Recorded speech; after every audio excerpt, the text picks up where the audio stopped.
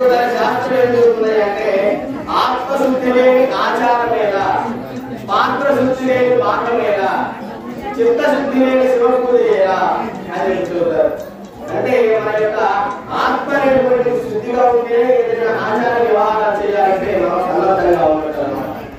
అంటే పాత్రశుద్ధి లేని పాత్ర మీద అంటే ఒక పాత్ర ఉన్నది, చక్కగా వాళ్ళు అనుకుంటున్నారు, అదే పాత్రలో కడగకుండా రేపు అనుకోవడం జరుగుతారా? నువ్వు ఏ పాత్ర కూడా అది వాసన వచ్చేస్తుంది. కాబట్టి ఆ పాత్రను ఎలాగైతే శుద్ధి చేసిన తర్వాత ఉపయోగించుకుంటామో అదేవిధంగా మన ఆత్మను కూడా మనం శుద్ధిపరుచుకోవాలి. అంటే ఆ యొక్క మంత్రపూర్వకమైనటువంటి జలాన్ని పుణ్యనది తీర్థాలు మనం స్నానం ఆచరించాలి. అంటే ఇప్పుడు మీకోసంగా పుణ్యనది తీర్థాలు స్నానం చేయాలంటే ఇలాంటి నాలుగు కళ్యాణాలు చేయాలి. కాబట్టి ఆ యొక్క మంత్రానికి ఆ శక్తి అనేటువంటిది ఉన్నది. ఆ మంత్రపూర్వకంగా ఆ జలంలో ఆహ్వానం చేసుకుని ఆ తీర్థాన్ని మన పేరు ప్రోక్షణ చేసుకున్నట్లయితే మన ఆత్మశుద్ధి కలిగింది. మనం భగవంతుడి కార్యక్రమానికి ఎక్కడెక్కడ సామాగ్రి అంతా చేసుకున్నాం, సంభాషణ అవన్నీ కూడా శుద్ధి కలగాలి. అంటే ఆ యొక్క పుణ్యాహార తీర్థాన్ని వాటి పేరు ప్రోక్షణ చేసుకుని భగవంతుడి కార్యక్రమంలో మనందరం కూడా పవిత్రమయ్యి శుద్ధి అయ్యి భగవంతుడి కార్యక్రమంలో అడుగు పెడుతూ స్వామి వారికి విశేష ఆరాధన చేశారు. అంటే ఇవాళ ఈ కోవూరు గ్రామం కాదు, ఏ గ్రామం అంటే సీతమ్మ వారి మిథిలా నగరము. మరి కాసేపు మనం కోవూరులో లేవనుకున్నాం. ఇక్కడ అమ్మవారి రేపు ఎంతమంది ఉన్నారమ్మా? ఏ అమ్మవారి మనకు అయితే అమ్మవారి అందరూ అమ్మవారి వైపు అయితే మేము వస్తాం కదా స్వామి వైపు. అయితే ఇవాళ ఇది కోవూరు గ్రామం కాదు, కాసేపు మిథిలా నగరం అనుకుందాం. మన యొక్క మిథిలా నగరానికి వచ్చేసాడు రామచంద్రమూర్తి. ఎందుకు వచ్చాడు? మన అమ్మాయిని తీసుకెళ్ళడానికి వచ్చాడు. మనమందరం కూడా ఇవాళ కన్యాదాతలుగా కూర్చోగలుగుతాం. మనందరం కూడా అమ్మవారిని స్వామివారికి కన్యాదానం చేయడానికి. ఆ సందర్భంలో మనం బాగానే ఉంది, మనం కండలు కట్టుకుందాం. ఎందుకు కట్టుకుందాం? స్వామి కార్యక్రమం చేస్తున్నాడు కాబట్టి ఏదైనా కూడా ఒక కంగణం కట్టుకున్నట్టుగా కార్యక్రమం చేయాలని చెప్పి పెద్దలు చెబుతారు. అంటే మనం ఏం చేయాలన్నా కూడా చెబుతుంది. కాబట్టి చేయించుకున్నప్పుడు ఆ కంగణం కనిపిస్తుంది, మనం ఇది పెట్టుకోవాలి అని చెప్పి దానివల్ల కూడా మనకు గుర్తొస్తుంది. కాబట్టి ఆ యొక్క కంగణం అనేటువంటిది మనం కట్టుకుంటాం, బాగానే ఉంది. స్వామికి ఎందుకు కడుతున్నారు స్వామి అని చెప్పి మనందరికి సందేహం. స్వామికి ఎందుకు కడుతున్నాం అంటే మనందరినీ కూడా మనందరినీ మీరు రక్షించాలయ్యా అని చెప్పి ఇక్కడ కూర్చోబెట్టేశారు కంటే స్వామి.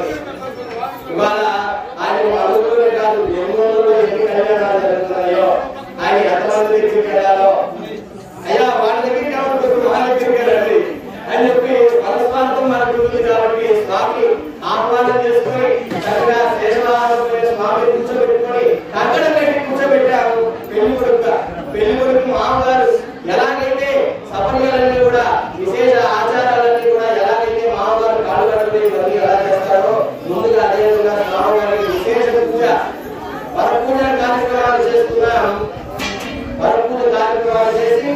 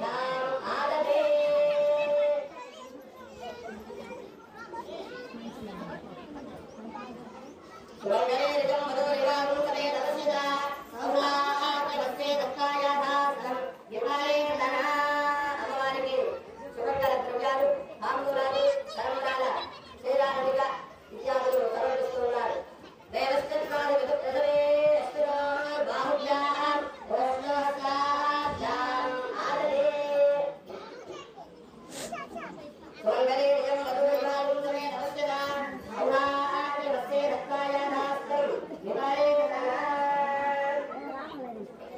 देव्याः अद्भुतं धारयामि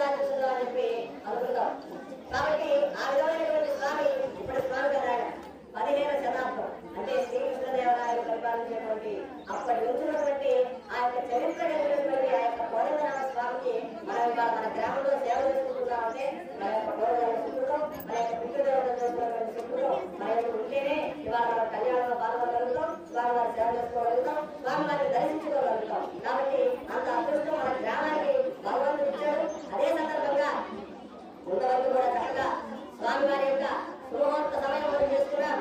ఇప్పుడు కన్యాదాన కార్యక్రమం అంటే కన్యాదానానికి ముందుగా మహాసంకల్పం అనేటువంటి సంకల్పాన్ని చెబుతారు. ఆ యొక్క మామూలుగా సంకల్పం చెబుతారు.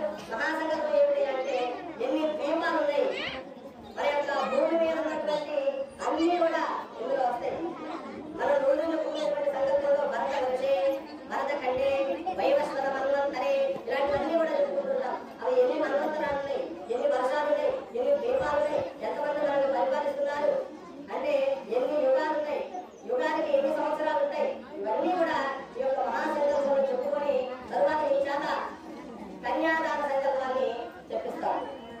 ఆ సందర్భంగా స్వామివారికి సుముహూర్తం చేసుకున్నటువంటి సమయంలో అప్పటి రోజుల్లో కన్యాదానం చేశారు అంటే ఆ యొక్క అల్లుడికి కట్నాలు అనేటువంటి అప్పగించే ఉన్నాయి. ఇప్పటి రోజుల్లో మనం పెట్టినే కాదు. అంటే ఎందుకు మన కూతురు అక్కడికి వెళ్ళి బాగుండాలి, మన కూతురు బాగా చూసుకోవాలి వాళ్ళు అని చెప్పి కన్యాదానం చేసే ముందర ఆయనకి అప్పటి రోజుల్లో మహారాజులు కాబట్టి 1,00,000 గోవులు, 50,000 గుర్రాలు, 10,000 ఏనుగులు